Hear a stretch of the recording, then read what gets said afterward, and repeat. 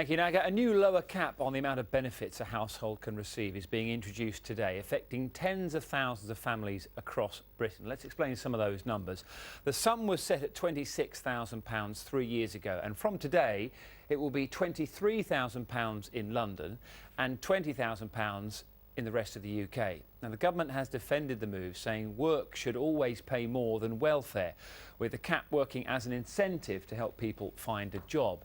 But the GMB union, you may have seen this, described the lower cap as monstrous and a new assault on 40,000 single mothers. Delighted to say we're joined this morning by the Work and Pensions Secretary Damian Green from our Westminster studio. Good morning to you, Mr. Green. Good morning. Can I start by reading something from the Chartered Institute of Housing? It's suggesting that over 100,000 households will be affected.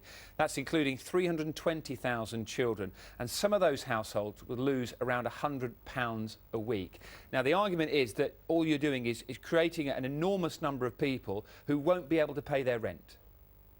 Well, I don't agree with the Chartered Institute of Housing's actual figures. We've done our own assessment, and we think that if nothing happened, 88,000 households would be affected. But of course the evidence is that something does happen, and what happens is that people find jobs. We've had, as you said, the benefit cap on for 3 years now, and of the 79,000 households affected by that, 23,500 have now found work. And all the evidence is that the best route out of poverty, out of problems with money, is to find a job. And the benefit cap is not just fair on everyone, particularly on people paying taxes so that we can pay out the benefits, but it also encourages people to find work, and that's the best thing for them.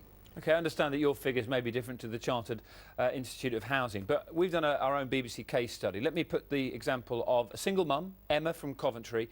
She says she cannot work and care for her 4 children, and she fears that the entire family might end up on the street. So what should somebody in Emma's situation do? What's your story and message to her this morning and others in that situation?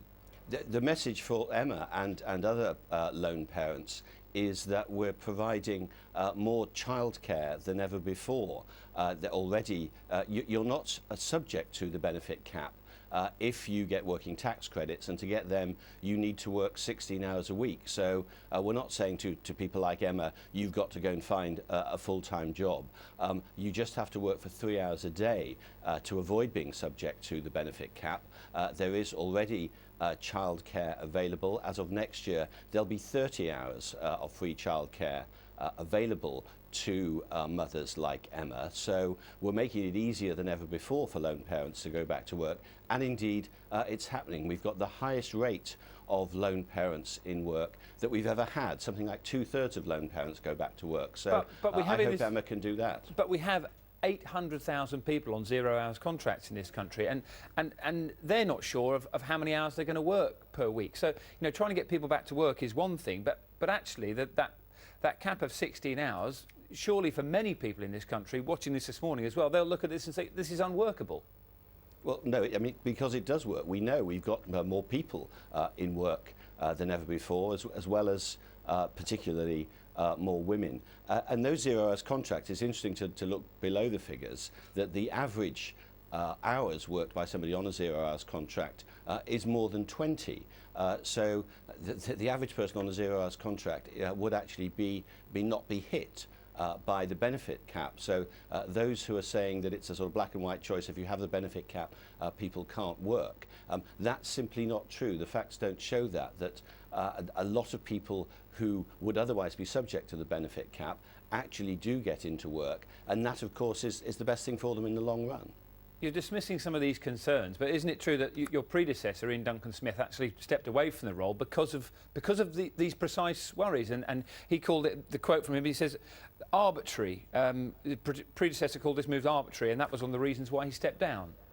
Well, I think Ian resigned over a different benefit cut. It wasn't to do. But it was still it was still benefit cuts in general, wasn't it?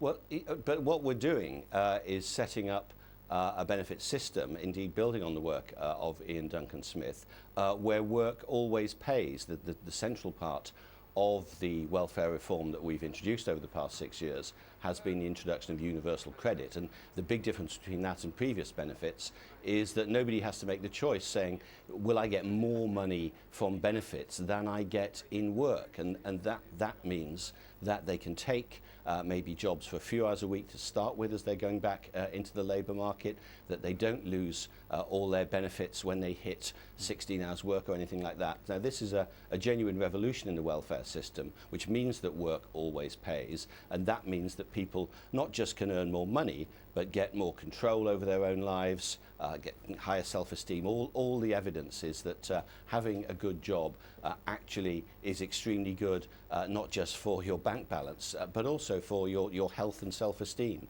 I'm sure you saw Jeremy Corbyn urge Prime Minister Theresa May to watch the film I, Daniel Blake. I know you said you haven't seen that, but do you feel, on that same sort of, on that issue, do you feel that you are in touch with people who are surviving on benefits? Yes, and what I'm trying to do is to make sure that people don't, as many people as possible, can get off benefits and into work. That is the best way for people who can. Obviously, there are people who, perhaps because of a disability, can't work. And of course, we should care for them. And of course, we do care for them in as generous a way as the country can afford.